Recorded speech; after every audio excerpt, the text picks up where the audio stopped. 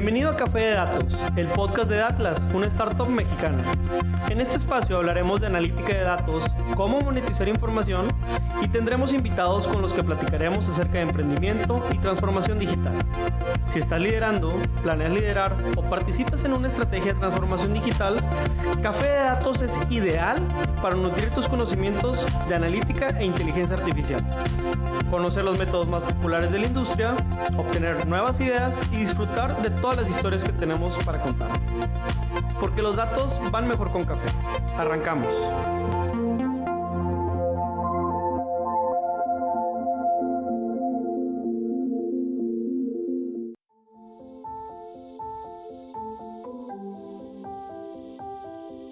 Bienvenidos al episodio número 50 de Café de Datos. Estamos muy contentos de poder llegar a media centena de charlas, experiencias y diálogos de analítica y Big Data.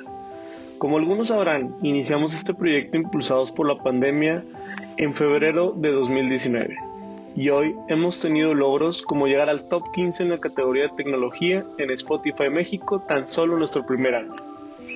Te agradecemos a ti que estás escuchando este capítulo y queremos conmemorar este gran episodio con una colaboración que hicimos con nuestros amigos organizadores del evento Data Day. Este es uno de los eventos más importantes en el ámbito de la analítica y Big Data en todo México. Año con año convocan a las y los líderes de industria para mantenernos actualizados en temas relevantes de datos. En este episodio entrevistamos a 3 de estos expertos que impartieron conferencias en la edición 2021. Agradecemos al equipo de organización del Data Day que nos dio la apertura para hacer estas grabaciones y nos otorgó algunos pases que obsequiamos en nuestras redes sociales @datlasmx mediante algunas dinámicas. Ahora te dejamos con Adrián Cantú, a quien también le agradecemos por su participación, que nos estuvo apoyando para realizar estas 3 entrevistas que te vamos a presentar. Adelante con Adrián.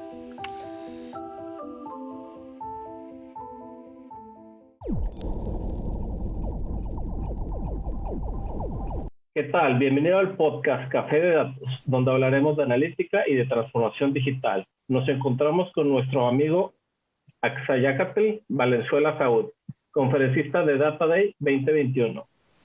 Axa, nos gustaría una pequeña cápsula poder platicar de los mensajes más importantes de la charla que diste el día de hoy. Cuéntanos un poco más sobre la charla y de qué trató. Sí, claro. Pues fíjate que la charla trató de cómo almacenar los datos y cómo procesar datos, muy orientado a Big Data, específicamente en Azure. Y pues lo que compartí fue un escenario de la vida real, con un cliente que nos pasó y les comentaba en la sesión que pues ha sido uno de los retos más importantes y más divertidos que he tenido a lo largo de la carrera. Entonces me pareció muy importante compartirlo, ¿no? Ok, perfecto. Y de estos temas que seleccionaste, ¿te hubiera gustado como que ampliar un poquito más o si tú hubieras tenido el tiempo de platicarnos más durante la conferencia, ¿qué otros temas hubieras tocado?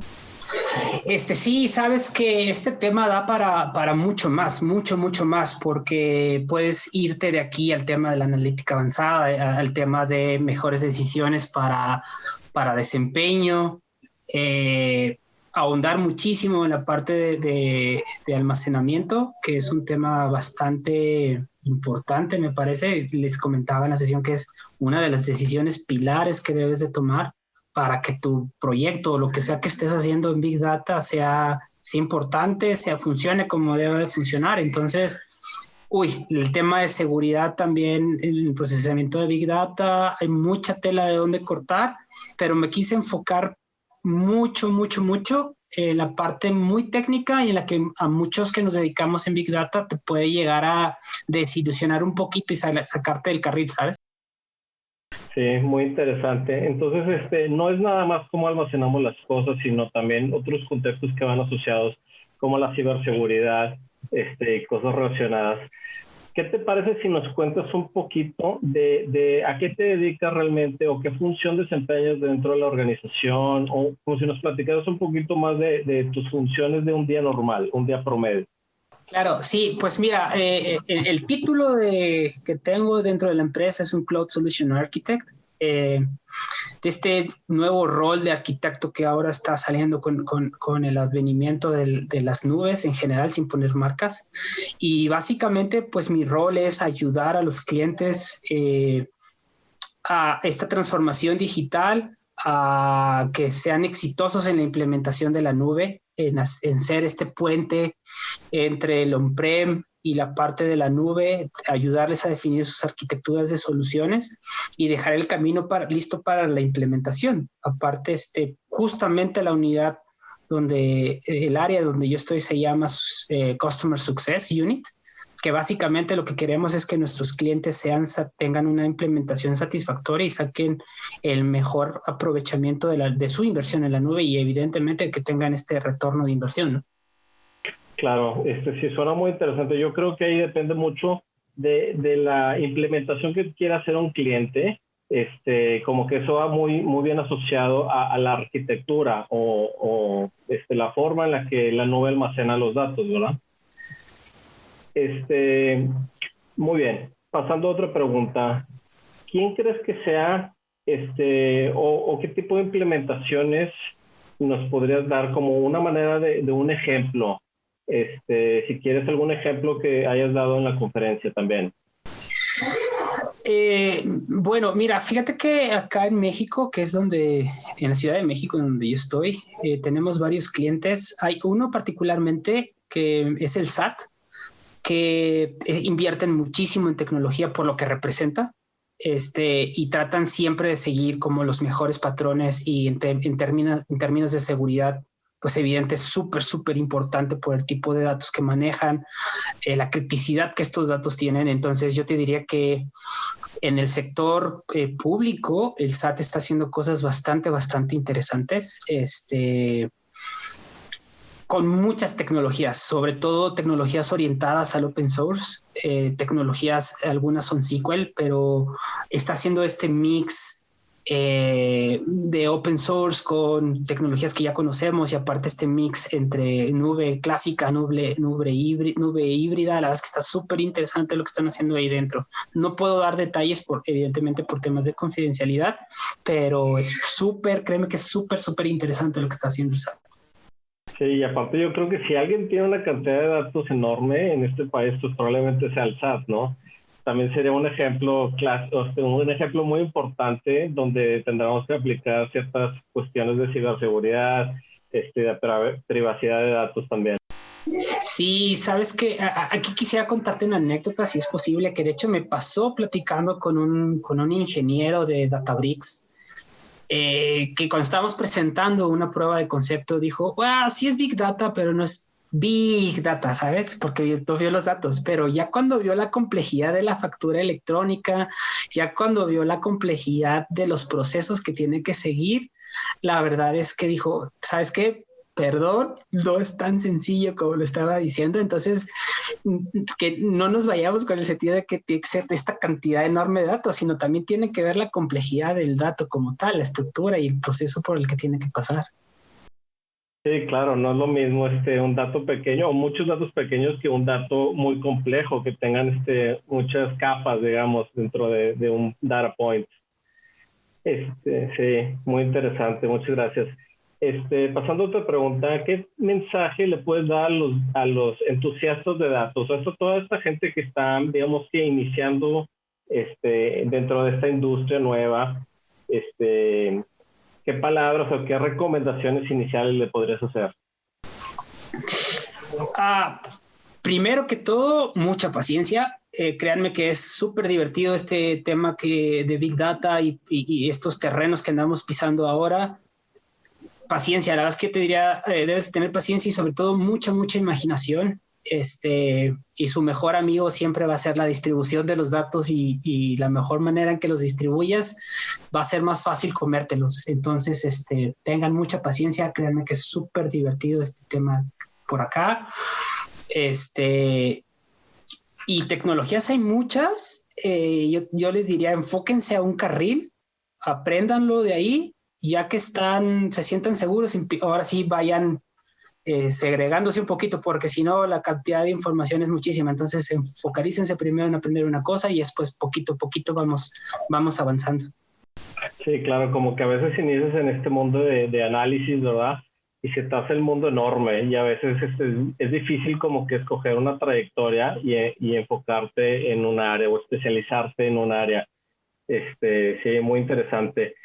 ¿Y a qué te refieres con respecto a la organización? O sea, es tipo a cómo el gobierno de datos o cómo mantienes los datos en la nube. En las dos, ¿sabes? En el sentido de cómo lo almacenas, es decir, lo que les platicaba en la charla sonaba muy fácil de que tomo mis datos, los aviento al data lake y se acabó, ¿vale? Pero no es cierto. En realidad tienes que tomar una decisión de si vas a hacer un sharding, si vas a hacer una distribución de tus datos y cómo lo vas a hacer. Les platicaba que no es lo mismo tener tus datos en una cajita que te acepta 10 conexiones a tal vez tenerlos en 10 cajitas que cada esa cajita te da otras 10 conexiones y en realidad estás hablando del mismo dato, simplemente estás teniendo más trabajadores que te pueden dar paralelizar la información por un lado y aparte esa misma estructura tienes que pensarla tan bien porque a la larga es la que tienes que estar administrando y que vas a gobernar. Entonces, si tienes un desorden en el momento en que desde que estás creando tu data, desde que estás generando tus fuentes de datos, pues a la larga vas a tener un mega problema con el tema de la gobernanza y el gobierno, ¿no? Hablando técnicamente del gobierno, porque otra de los temas que se tienen que tratar a fondo es pues la estrategia de datos que tienes a nivel organizacional, porque no solamente son las tecnologías y las herramientas que te ayudan a tener el gobierno, sino es cómo trasladas esto a tus diferentes áreas, cómo haces que la organización como tal entienda la importancia de la seguridad del dato y el valor que esto te va a dar, ¿no? No solo en términos de seguridad, sino el valor de negocio que te va a tener un gobierno de datos, ¿no? Que esa es otra conversación completamente diferente, pero yo me refería desde que guardas técnicamente o físicamente tus datos y que eso te lleva a tener una buena organización, te lleva a tener un buen gobierno de datos, ¿no? O te facilita tener un gobierno de datos. Sí, claro, a veces se presenta la situación donde dentro de la misma organización, cada departamento o cada área tiene la misma información, pero digamos que guardada de manera distinta con un distinto gobierno de datos y a veces se complica mucho como que la comunicación o el utilizar el mismo tipo de datos. Sí. Sí, fíjate, algo que me pasó, si se puede, es que estábamos en una empresa con un cliente que tenía en términos de arquitectura, tenía todos los componentes de una arquitectura moderna de Data Warehouse, incluido el gobierno de datos. Y tenía las herramientas y tenía todo. El problema es que cuando lo puso a la disposición de las áreas usuarias, el área usuaria dijo, ¿qué es esto? Está súper complicado, no sé de qué me estás hablando y yo me sigo con mi Excel. Entonces, pues no solo es tener las herramientas, ya hablando a un nivel organizacional, a un nivel empresarial, sino también cómo haces que tu empresa tenga esta cultura, esta nueva cultura del dato, ¿no? Muy bien. Hablando de eso, ¿qué recomendaciones le darías a alguien que quiere incorporar Azure a su organización? Como que, ¿cuál sería el camino inicial por donde cuáles son las recomendaciones por donde debería de empezar, verdad? Ok, desde el punto de vista de datos, que es mi especialidad, yo les recomendaría que vean un punto número 1, el almacenamiento y qué van a almacenar ahí, que pueden empezar por Azure Data Lake Storage, pueden empezar por Azure Blob, váyanse por Data Lake Storage definitivamente. Y para crear este mapa o este roadmap, como por ahí se dice, dividan por etapas. Voy a ir por adquisición e ingesta del dato, voy después por el almacenamiento, voy por la transformación y voy por el consumo, la última capa, ¿no? En cada uno de esos pilares tenemos bastantes componentes y ya es por dónde te quieres ir, completamente por el open source o te quieres ir por un mix, ¿vale? Y sobre todo, ¿dónde van a recibir completamente tus datos? ¿Los vas a tener en la nube 100% o los vas a tener on-prem? Mi recomendación es fíjate primero cómo vas a ingestar tu dato, cómo lo obtienes y dónde lo vas a guardar y con qué lo vas a procesar. Una vez que tengas este pilar y ya tengas claramente definido, ya puedes irle integrando como bloques de construcción las demás piezas, ¿no? Que es una ventaja que te da Azure, que te da la nube, que es tú conforme a tus necesidades puedes ir agregando los elementos y si por ahí te equivocaste, puedes regresar, quitar esa pieza y poner otra para seguir consumiendo, siempre y cuando mantengas el almacenamiento. Ok, perfecto. Bueno, pues digo, la verdad es que siempre va a haber más preguntas, entonces no sé si nos quieras compartir algún lugar donde te podamos encontrar, donde nos escuchas puedan hacer contacto contigo, un correo, redes sociales, algo de ese tipo. Sí, mira, me pueden encontrar en LinkedIn como Axayacatl Valenzuela. No habemos muchos, de hecho creo que es el único. Entonces búsquenme como Axayacatl Valenzuela en LinkedIn y por ahí podemos platicar. Ok, perfecto. Pues bueno, pues muchas gracias por tu tiempo. Y recuerda que los datos son mejor con café.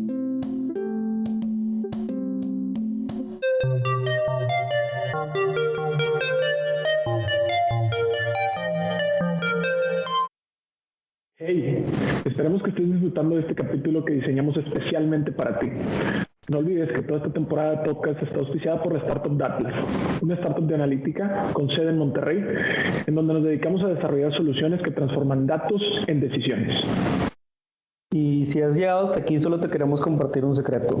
Próximamente lanzaremos una nueva iniciativa, Atlas Academy, en donde estaremos gratuitamente compartiendo un par de cursos y módulos sobre cómo realizar análisis. Así que síguenos en este programa para ser de los primeros y las primeras en utilizarlo.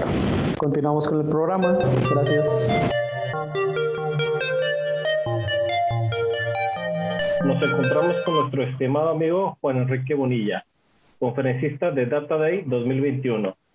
Enrique, nos gustaría en una pequeña cápsula poder platicar de los mensajes más importantes de la charla que diste en el Data Day 2021. Cuéntanos un poco más sobre la charla que diste el día de hoy. ¿De qué trató? Hola Adrián, mucho gusto, muchas gracias por invitarme. Mi plática sobre todo fue enfocada al estudio de imágenes satelitales con la particularidad de usar la herramienta Google Earth Engine. Lo que dije desde el principio de la presentación es que Google Earth Engine representa cómo actualmente se está dirigiendo o hacia qué rumbo se está dirigiendo el análisis de imágenes satelitales. O sea, ya no es cuestión de hacer tu imagen, tu análisis de imagen por imagen o en tu computadora local que se tardaría años en poder analizar una computadora, una colección completa de imágenes satelitales. Esto ya va orientado hacia poder utilizar los servidores de Google, en particular en este caso de la plataforma, y usar y hacer machine learning o tus técnicas favoritas ahora sí con el poder necesario para hacerlas. Y solo cabe aclarar que mi interés en esta plática fue tratar de que conocieran las tecnologías en general actuales y no que se casaran solamente con Google Earth Engine. O sea, era necesario entenderlo, pero lo más importante era entender cómo las tecnologías avanzan actualmente. Ok, y el cambio ha sido muy grande con respecto a, digamos, que ejecutar este tipo de programas dentro de tu computadora propia, como ya en un sistema de computación distribuido. Sí, particularmente vengo de tener un poco las dos experiencias. En mi trabajo anterior, digamos, porque pues en mi trabajo anterior no era una asociación, ahorita estoy en una organización no gubernamental, anteriormente estaba en una organización comercial y pues en las organizaciones comerciales este tipo de herramientas que son gratuitas de Google Earth Engine no está pensado en usarse al menos que pagues por ella. Y pues yo hacía todos los análisis a mano, ¿no? Y, o sea, bueno, también los hago, digamos, con computadora, pero mi computadora local. tal. Y sí, o sea, sobre todo sentí la diferencia en la curva de aprendizaje. O sea, aunque tal vez podría llegar a alcanzar lo mismo, ahorita con estas herramientas, estas nuevas tecnologías, en 2 meses avancé mucho más en aprender a usar herramientas y técnicas modernas que lo que pude avanzar en mi empresa anterior, porque no porque fuera para no empresa, todo lo contrario, ahí aprendí muchísimo. O sea, más bien es por las limitaciones que me permitía trabajar en una sola computadora. O sea, ahí tenía que enfocar mi tiempo en la parte ingenieril, sobre todo, y todo el equipo de datos anterior se enfocaba más en la ingeniería. Aquí la ingeniería estaba resuelto, entonces yo directamente ya podía enfocarme a analíticas avanzadas. Ok, perfecto, suena muy interesante. ¿Y quién crees que sea un buen ejemplo que esté utilizando esta metodología? Igual nos puedes dar algunas aplicaciones que estén llevando a cabo organizaciones no gubernamentales o gente que se dedique como que a beneficios públicos, que conozcas que está llevando estas metodologías a grande escala. Realmente esto es algo relativamente nuevo, al menos en el entorno que yo conozco. O sea, digamos, en mi experiencia, de hecho, en la organización donde trabajamos, pues también se dan talleres de eso, a donde trabajo, perdón. Y realmente así como de forma yo así interactuar uno a uno con personas que hagan esto, solo por lo que me muestran en los tutoriales o en la publicidad que tiene Google Earth Engine. O sea, como que lo que me ha tocado mucho es interactuar con personas que hacen análisis interesantes, pero todavía lo siguen haciendo con, por ejemplo, el software GIS, ¿no? Que es muy conocido en el mundo de imágenes satelitales. Entonces, por ejemplo, un proyecto, cuando entré a Data Pop Alliance, y dimos un taller sobre, dimos un... perdón, entonces pues me tocaron como resolver problemas de urbanismo, pero todo de manera local, y ahora pues yo traté de, digamos, de averiguar un poco el uso de nuevas tecnologías y contrastar el cambio, ¿no? O sea, como este taller que llevó todo un mes de planeación, lo pude reducir a mucho tiempo y a explorar más cosas por usar este tipo de tecnologías, ¿no? Sobre todo porque está pensado también para organizaciones no gubernamentales. Entonces, directamente no me tocan más que ejemplos de personas externas que no conozco, e internamente apenas está promoviendo usarlo, al menos internamente en Data Pop Alliance para nuestras investigaciones. Por ejemplo, un proyecto de Líbano y Jordania sobre pues, digamos, todas las complicaciones que han venido por COVID. Un estudio de iluminación nocturna lo hice con Google Earth Engine. Ok, suena muy bien. Sí estamos viendo ahorita en el taller, en la conferencia que diste, cómo ese proyecto de iluminación nocturna tiene como que una equivalencia con el desarrollo de un país igual y socioeconómico no sé si nos puedas mencionar un poquito más de eso, como que la relación que podemos, o la conclusión que podemos extraer de ese tipo de análisis. Sí, justo. Mira, en Data Pop Alliance el trabajo normalmente es multidisciplinario.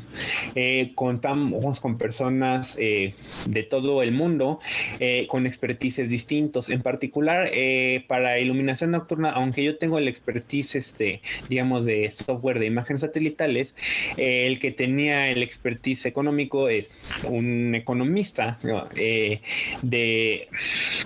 de otra parte del mundo, ¿no? Entonces él sugirió esto, o sea, esta idea de un paper que es muy conocido entre, digamos, indicadores de desarrollo, de cómo el PIB se puede aproximar por estas variables de iluminación nocturna. O sea, porque, digamos, si yo estoy teniendo, o sea, menos empresas y estoy teniendo menos actividad, si estoy teniendo, o sea, si ya no tengo gastos para salir a comprar súper y mejor solo me quedo en mi casa, etcétera, pues la iluminación va bajando, ¿no? O sea, por ejemplo, en el confinamiento de COVID es una forma muy obvia de pensarlo, la gente ya no está yendo a las oficinas, se está quedando en sus casas, ¿no?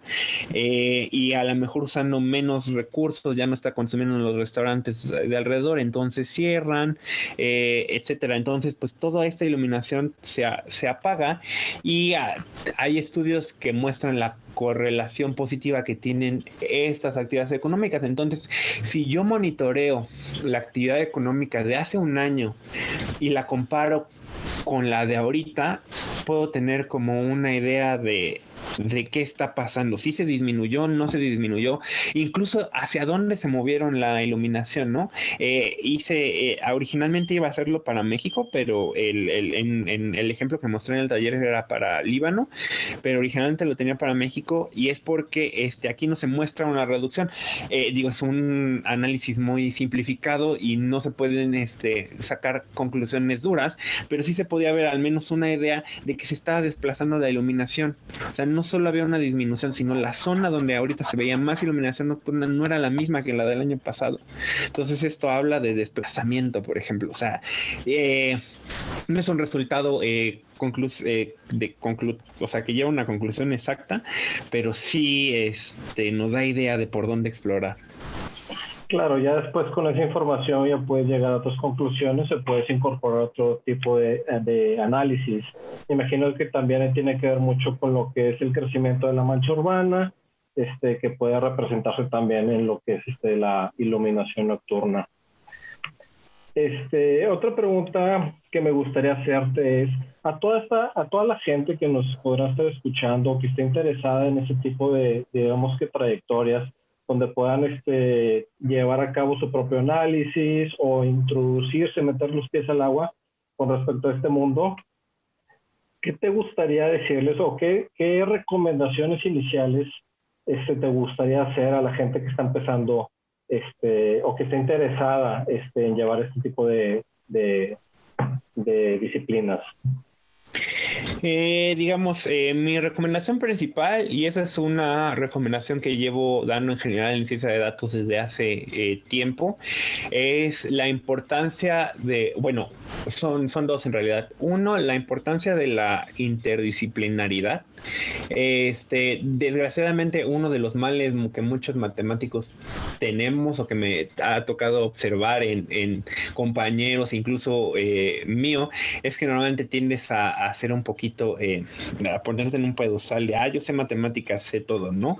Y en realidad es que en el mundo de la ciencia de datos, sobre todo, es súper importante escuchar a la gente que sabe del fenómeno. O sea, hay gente que estudia, por ejemplo,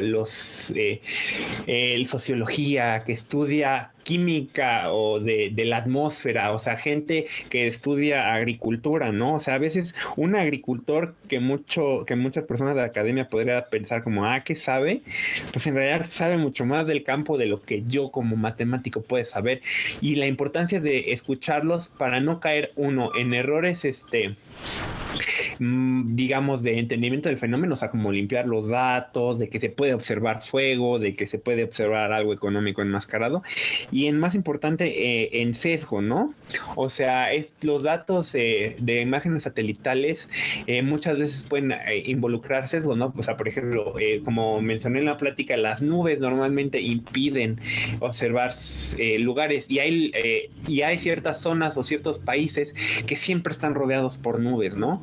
Entonces, si tú haces una generalización económica sobre el país y no estás contemplando que hay nubes ahí y no te fuiste con un experto que sabe que geográficamente ahí siempre hay nubes, pues hiciste una generalización equivocada y perjudicaste a unas personas diciendo, aquí no hubo problema y solo es que había nubes, ¿no? Y segundo, además de la interdisciplinaridad, es la importancia, que esto es algo que ha avanzado muy bien en ciencias sociales, y es la importancia de no solo estudiar numeritos. O sea, tienes que estudiar el fenómeno y considerar todas las implicaciones éticas y no solo lógicamente, ¿no? O sea, de nuevo, yo podría pensar muy bien en, se me ocurre por ejemplo, con estos famosos algoritmos que discriminan, ¿no? A mí como matemático se me puede escribir lógicamente algo, ¿no? Pero hay un sociólogo, un humanista que sabe qué tipo de discriminaciones existen históricamente y escucharlos, o sea, es muy importante ya no solo fijarnos en numeritos y colaborar con más gente. Claro, sí, muy importante formar equipos multidisciplinarios para que se vea reflejado en nuestro trabajo todo ese tipo de cuestiones donde a veces podemos como que enfocarnos nada más en los números, pero tener esos filtros necesarios, ¿verdad? Para poder llevar a cabo un trabajo, digamos que ético o moral, donde no discriminemos a cierto grupo de personas. Pues perfecto. Muchísimas gracias, Enrique. Por último, quería preguntarte si nos puedes pasar tus redes sociales o algún lugar donde te podamos contactar, donde podamos saber más de tu trabajo, para que el público escuche de ti. Sí, justo, o sea, digamos, como Enrique, me pueden buscar en LinkedIn, así aparezco como Enrique Bonilla. O si ven el video, pues por la imagen pueden saber quién soy, y no confundirse con otro Enrique Bonilla, porque hay muchos, o sea, hasta hay un director de fútbol, perdón, no sé mucho fútbol, que también se llama Enrique Bonilla, entonces no me vayan a confundir. Es mi principal fuente, ya que, o sea, no tengo Twitter y Facebook y Instagram lo uso de manera personal o para otras cosas. Y en académico, sobre todo, recomiendo que entren a la página de datapopalliance.org.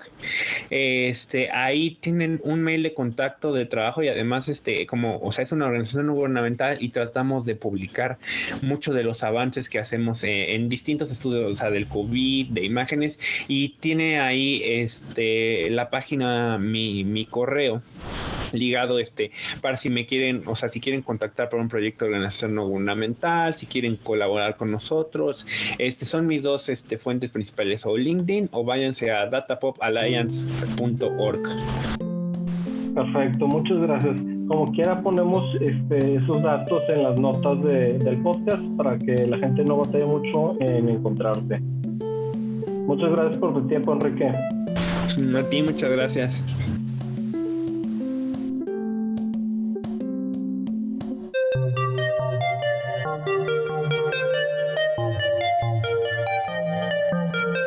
Este podcast es auspiciado por Datlas, startup de analítica y ciencia de datos con sede en Monterrey, Nuevo León. ¿Sabías que tenemos un marketplace de datos y APIs donde puedes generar dinero? Cualquier generador o consumidor de datos podrá encontrar y ofrecer productos de analítica en nuestro sitio www.datlas.mx/marketplace. ¿Por qué no lo intentas? Por escuchar este podcast te ofrecemos el cupón podcast200 para redimirlo en tu primera compra en el marketplace. Recuerda, entra y canjealo en www.datlas.mx/marketplace. Nos encontramos con nuestra estimada amiga Bárbara Gaspar, conferencista de Data Day 2021. Bárbara, ¿nos puedes platicar un poco de ti? Claro, muchas gracias por la invitación y por el espacio. Yo soy Bárbara Gaspar. Actualmente estoy terminando mi carrera en Economía de la UNAM y soy estudiante del programa a distancia de Ingeniería en Software en la Universidad de Lille de Francia. Y bueno, actualmente me dedico a hacer investigación en el Centro de Investigación y Ciencias Económicas aquí en México, y también trabajo como consultora para el Banco Interamericano de Desarrollo, en los cuales pues aplico mucho sobre las metodologías de la inteligencia artificial y sobre los parámetros éticos como recomendación para América Latina. Perfecto, muchas gracias. ¿Nos podrías platicar un poquito acerca de la charla o del tema que tocaste en la conferencia? Sí, claro. Bueno, justamente la investigación que se presentó en esta conferencia nació como fruto de una necesidad constante en América Latina, que no solamente está guiado con los procesos de la inteligencia artificial, sino que engloba muchos elementos como los que relacionan la ciencia ciudadana, el gobierno abierto, la digitalización de la economía y de los procesos sociales en general. Y uno de los más importantes que hoy en día están marcando un cambio relevante en la relación que tienen las personas con los gobiernos y a nivel internacional actualmente la pandemia, que es la inteligencia artificial. Y justamente identificamos dentro de esta investigación que hubo un hueco que persiste no solamente de forma legal, sino de comunicación social dentro de los procesos de inteligencia artificial que se han desarrollado para plantear algunas metodologías para poder reducir los contagios de COVID-19. Entre estos identificamos algunas metodologías como las que tiene Japón o como las que tiene Corea, en los cuales te identifica automáticamente por medio de tu teléfono móvil, y a partir de ahí lleva un registro de tus movimientos. Y cuando nosotros analizamos un poco sobre esto, ya no solamente nos vamos hacia el aspecto que tiene la privacidad de los datos, sino sobre todo cuál es el fin último que tiene el aprovechamiento de estos datos. Entonces, identificar cuáles son los parámetros éticos no implica que nos volvamos filosóficos y al mismo tiempo seamos personas que sepan mucho de computación o personas que a la vez programemos casi como ya cuadradamente, sino que implica justamente esta multidisciplinariedad que debe de tener una estrategia tan complicada como la inteligencia artificial. Entonces, justamente lo que se busca es plantear esta línea de acción entre la cual no solamente puedes tener un algoritmo de inteligencia artificial sofisticado, sino que a la vez puede integrarse con la sociedad de forma adecuada para cumplir su objetivo final, que es mejorar la calidad de vida de las personas. Además, se partió de una premisa de que la inteligencia artificial ya no tiene nada de artificial, sino que es más inteligente y está formada justamente por una inteligencia colectiva que se está formando como una defensa para la salida de la crisis por COVID-19. Entonces, entre los principales planteamientos que se dieron en la conferencia fue justamente un breve decálogo de recomendaciones que, si bien aún se están formulando a nivel regional y a nivel mundial, porque aún no se cuenta con un marco regulatorio, encontramos que el hecho de generar una mayor participación social en la toma de decisiones públicas a nivel general nos puede ayudar no solamente a integrar la ética en la inteligencia artificial, sino en el quehacer cotidiano de las instituciones y del sector público y privado que engloba esta salida de la crisis. Entonces, creo que un poco, en resumidas palabras, ese fue nuestro punto fundamental para comunicar a las personas en que la ética ya no es solamente un parámetro filosófico, sino es un patronaje regulatorio y sobre todo de transparencia para integrar a los gobiernos y a todas las instituciones que engloban como esta condición de incertidumbre. Perfecto. Cuando nos diste este ejemplo por ejemplo, de lo del COVID con otros gobiernos, parte de ese proceso que han llevado otros gobiernos e incluso México es la generación de datos. Entonces, ¿qué tantos datos generamos al día? ¿A quién le sirven esos datos? ¿Hay algún mecanismo donde tenga que haber filtros de ética en la captura de esos datos? ¿Quién es el responsable, aparte del marco regulatorio? O sea, si la compañía que está recopilando o el usuario, no sé si nos puedes platicar un poquito más de eso. Claro, es una pregunta muy interesante porque hoy en día las comparaciones internacionales resultan fundamentales para crear este acuerdo de ética. Sin embargo, aquí en México tenemos uno de esos principales problemáticas, no solamente porque engloban en que los datos que se generan no sabemos en qué momento los generamos y mucho menos sabemos a dónde van a dar.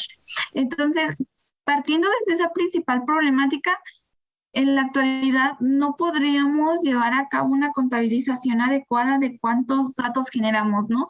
Porque si es así, podríamos imaginarnos desde el momento en el que vas al súper hasta el momento en el que pides un automóvil para regresar a tu casa, ¿no? Entonces, actualmente en México no tenemos una institución regulada que se encargue de la transparencia y la protección de estos datos a nivel macro. aunque tenemos instituciones como el INAI que protege los datos personales, no conocemos en su totalidad el marco regulatorio bajo el cual se mueve. Y de hecho ha sido una de las problemáticas gubernamentales en cuanto a la evaluación de organismos autónomos que se ha llevado aquí en México. Entonces, si pudiéramos evaluar la condición en cuanto a generación, procesamiento y aprovechamiento de los datos para México, creo que llegaríamos a una delimitación inconclusa. Desde el momento en el que no sabemos cuáles son los datos que nosotros estamos generando, hasta cuáles son las instituciones que los recogen. Y en México hay un vacío legal aún mayor al que se presenta en otros países de América Latina, por el simple hecho de que atravesamos por una incertidumbre institucional que no tienen otros países, aunque nos parezca un poco extraño hoy en día. Si consultamos algunas bases de datos a nivel internacional, generalmente el reporte de datos que tiene México es mucho más bajo que el de otros países latinoamericanos, y no solamente en cuestiones económicas o cuestiones sociales o cualquier otra, sino que actualmente en México, desde la administración pública, no se tiene justamente este marco de medición y de evaluación a nivel general. Parte de esto podemos tomar un ejemplo sobre los nuevos indicadores que se han propuesto para medir en lugar del PIB. Justamente desde esos planteamientos nosotros podemos identificar la falta de vacíos éticos y legales que se han planteado para la generación de los datos. Entonces, si yo pudiera definir o delimitar como tal para México, creo que es uno de los países más atrasados en cuestión de ética y sobre todo de inteligencia artificial, y que justamente ha marcado mucho de nuestra pobre respuesta que hemos tenido al COVID-19. Y si tomamos incluso otro ejemplo, podríamos verlo con el caso de las vacunas. Actualmente no tenemos registros adecuados de cuántas personas se han vacunado, si se está cumpliendo realmente la periodicidad de las vacunas que se han brindado, y sobre todo, qué tan protegidos están los datos de las personas que realizaron los registros para vacunarse. Entonces, creo que sí, en general México está muy atrasado en cuanto a la regulación de la protección de los datos, y aparte que mantiene un sesgo. Cuando nosotros hablamos de ética en inteligencia artificial aquí en México, solamente podríamos decir, sí, protegen mis datos, no saben quién soy, bla. Pero esta transdisciplinaridad de la ética y la inteligencia artificial ha llegado a tocar temas como qué tanto se comunican estos algoritmos y qué capacidad tienen en realidad para generar calidad de vida. Entonces, creo que eso responde un poco sobre lo que me comentas. Sí, bastante. Y también me lleva a la siguiente pregunta. Mencionaste ahí que, por ejemplo, a veces no existe la transparencia en cuestión a quién está cuidando los datos, dónde se recopilaron, cuáles son los mecanismos de seguridad en esos datos, si están o no relacionados a mí o nada más son metadatos. Entonces, eso me lleva a lo que es la inteligencia artificial y la transparencia. Y la transparencia no nada más con respecto a los datos, sino a veces los mecanismos que llevamos con esos datos, ¿verdad? Se trata de construir algo, se trata de construir una inteligencia, ¿verdad?, que toma algún momento decisiones. Entonces también es la transparencia en sí de los datos, pero de lo que hacemos con los datos. O sea, esa programación o esos códigos que a veces hacemos para llegar a tomar decisiones, ¿verdad? A veces le decimos lo que es la caja negra o la black box, que a veces nada más le metemos datos y pues salen los resultados y a veces no entendemos muy bien. Pero ¿qué pasa cuando esos datos están sesgados porque la manera en que se recopilaron o se juntaron, ¿verdad?, pues tiene algún sesgo de por medio? Entonces, no sé si nos puedes platicar un poquito de eso.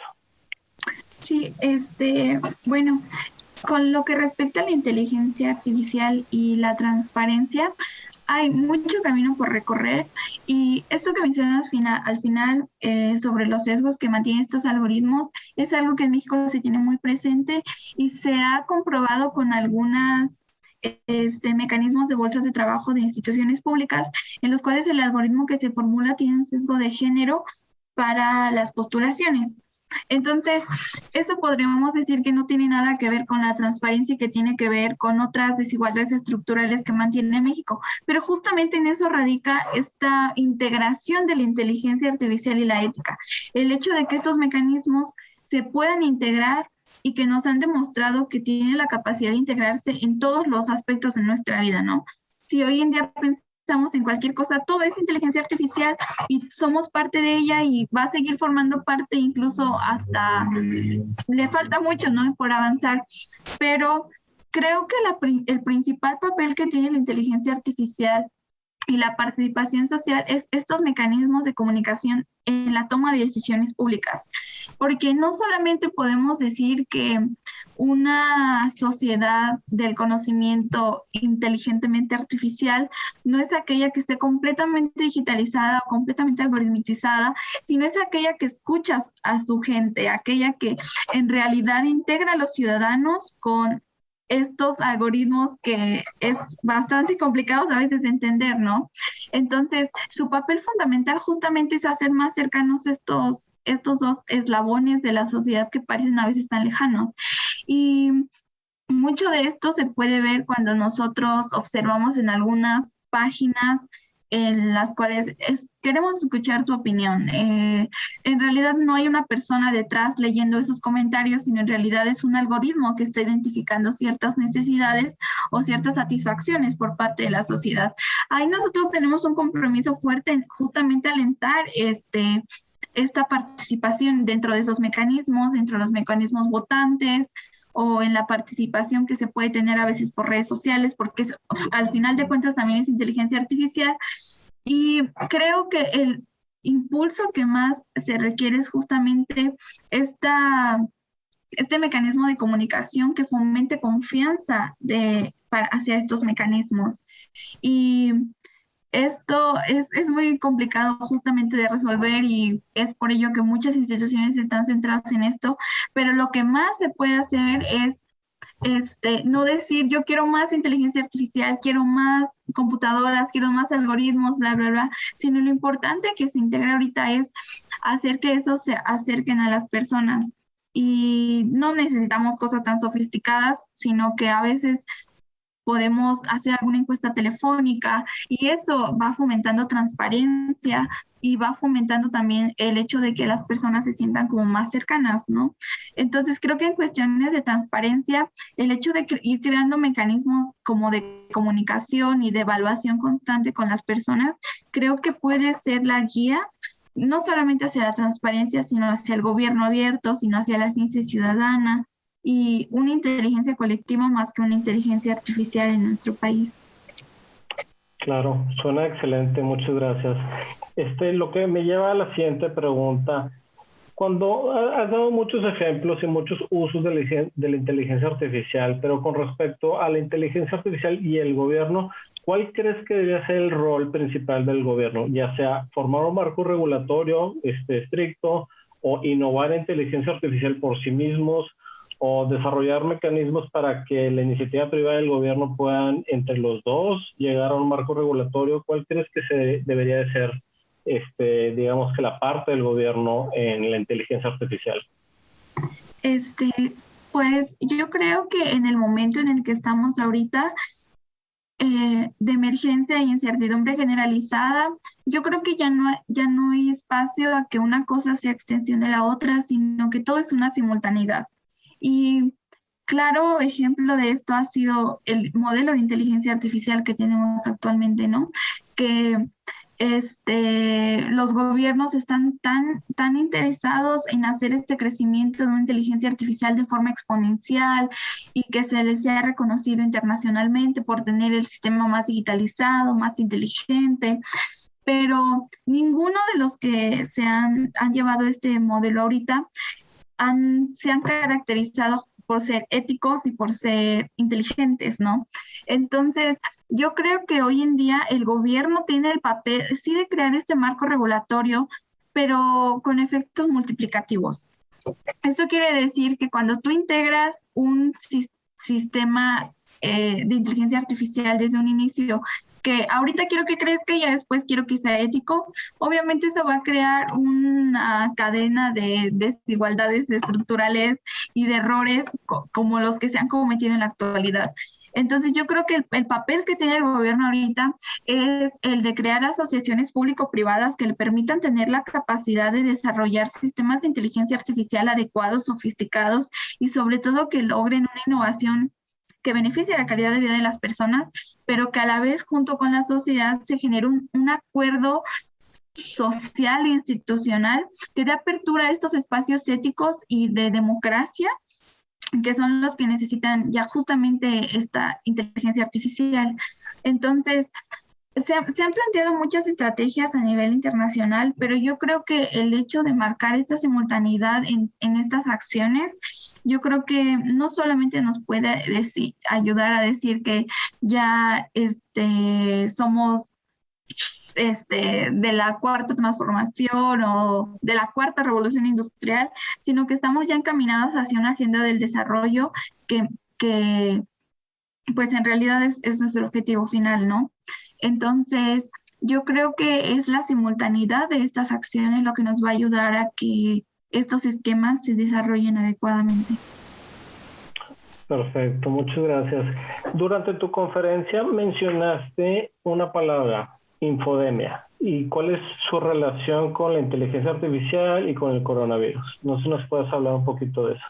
Claro, bueno, en realidad es un tema que siempre me ha parecido muy interesante personalmente, pero a la vez muy complicado de tratar. Incluso tocas muchas espinitas cuando lo desarrollas, pero hoy en día siempre que entramos a redes sociales o siempre que vemos algún canal de televisión, tenemos constantemente cifras de COVID, cifras de COVID, cifras de COVID, cifras de muertos o cifras de pérdidas económicas.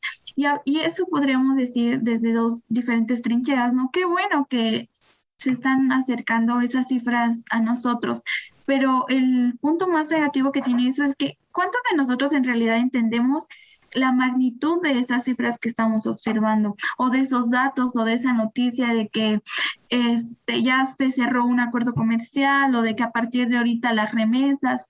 Y esto va ligado con diferentes brechas educativas y brechas digitales que atraviesa América Latina y en especial México, pero si lo queremos tocar en este aspecto que se liga con la inteligencia artificial, muchos de nosotros en realidad no conocemos cómo se están desarrollando las decisiones de política pública que están ayudando a llevar esta pandemia a nivel regional, ¿no? Entonces, el poder relacionar estos tres, no sé si decirlos problemáticas, fenómenos o soluciones, podremos llevarlo como una cadenita. La infodemia es esta cantidad excesiva de datos erróneos que se llevan en torno a algún fenómeno genérico, en este caso la pandemia por COVID-19. Entonces, una cantidad masiva de personas que están desinformadas sobre este tema es a lo que nosotros conocemos como infodemia. Por otro lado, la inteligencia artificial ha sido uno de los elementos que se han llevado actualmente que ha favorecido de forma negativa que este fenómeno de la infodemia se acrecente, porque muchos de estos mecanismos y de estos algoritmos han estado concentrados en un grupo de científicos que no sabemos sus nombres y que pensamos que con las personas que salen a representar en una conferencia matutina ya sabemos quiénes representan todo ese marco de toma de decisiones, pero no es así. Entonces, estas decisiones que se han llevado a cabo, pues no las conocemos y creemos muchos de nosotros que inteligencia artificial en el COVID-19 quiere decir que robots van a venir a esparcirnos cloro para poder no infectarnos, ¿no? Entonces, ahorita que nosotros conocemos un poco del tema, podría parecer gracioso y a mí siempre me parece muy chistoso, pero es lamentable cuando en realidad te acercas a sectores de la población que lo creen y que lo consideran un mantra incluso, ¿no? Incluso actualmente, si nos acercamos a los sectores informales de la economía, más de un 60% sigue sin creer en el COVID, ¿no? Entonces, en ese momento, no solamente ya decimos, no somos ni siquiera inteligente socialmente hablando, ¿cómo vamos a hacerlo artificialmente hablando, no? Entonces, el poder integrar en este momento mecanismos de inteligencia artificial para mejorar la comunicación y la cercanía con la población, no solamente nos puede ayudar a atacar todos esas informaciones negativas que se comparten a través de las redes sociales y de cadenas de WhatsApp y de grupos de Facebook, sino que también podemos hacer que las personas formen parte de estos procesos. Y ahí ya no solamente entra la ingeniería en software o algo parecido, sino entra ya parámetros educativos, de ciencia ciudadana, de democratización del conocimiento. Entonces, la inteligencia artificial funge ese papel importante entre la cercanía, como lo comentábamos anteriormente, no solamente de información, sino también de mecanismos de participación, porque no es lo mismo ver todo en las noticias y estar cargado de un chorro de información a poder aplicar esa información en decisiones personales.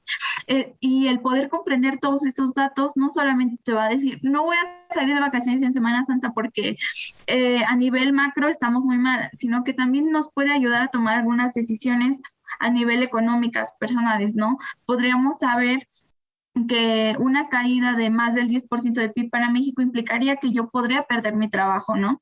Entonces, esta cadenita que ha representado actualmente desigualdades y desbalances puede significar, si se aplican éticamente, una oportunidad de democratización del conocimiento y de democratización de soluciones. Entonces, por eso que tienen como una cadenita ahí relacionada.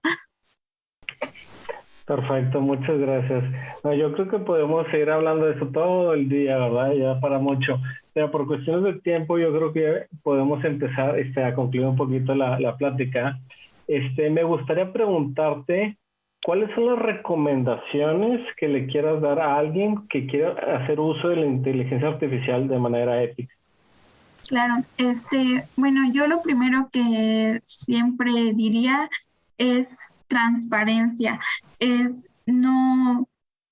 todos podríamos ser corruptos de muchas formas, desde que no o sea, hay muchos ejemplos, no quiero alargarme mucho, solamente siempre que los datos estén a la luz en el manejo, en la comunicación y sobre todo en el objetivo final que ustedes tienen, ¿no?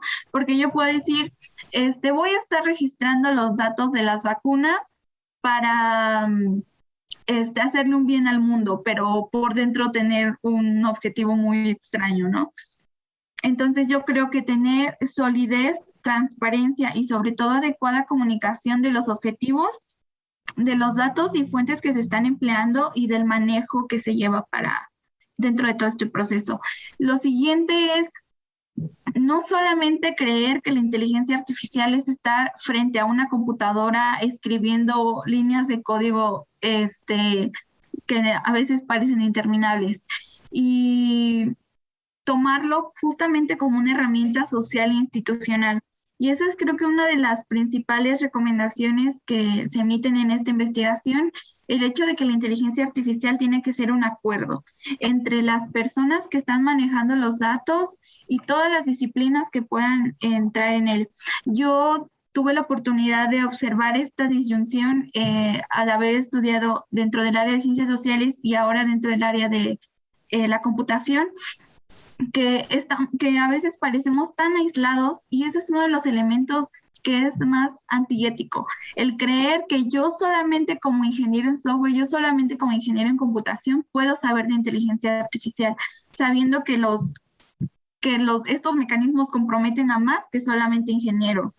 Entonces, creo que una transdisciplinaridad y una creación de acuerdos integrales que no limiten o no aíslen ninguna ciencia o persona.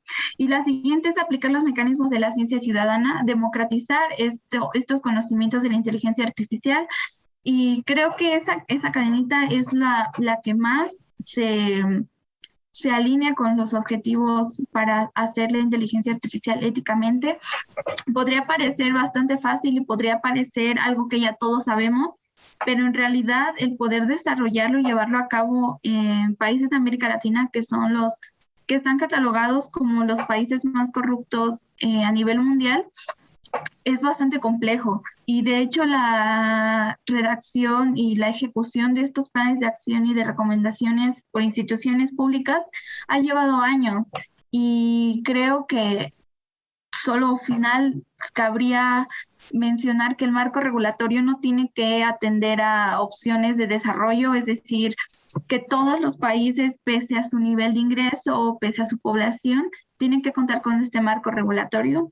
Entonces creo que esas en general podrían ser algunas de las recomendaciones. Perfecto, muchísimas gracias, Bárbara. Por último, yo creo que nuestro público en general igual le podría llegar a tener alguna pregunta.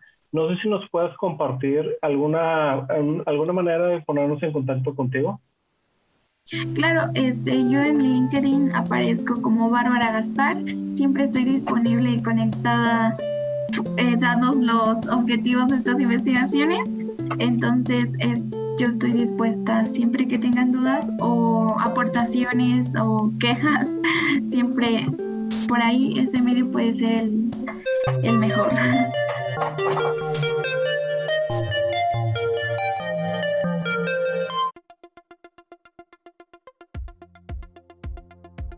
Hasta aquí el podcast de hoy. Gracias por escucharnos.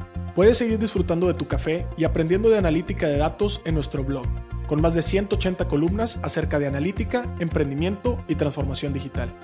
Visita blogdatlas.wordpress.com y disfruta del contenido. Finalmente, no olvides suscribirte a Café de Datos, el podcast de Datlas. Hasta la próxima.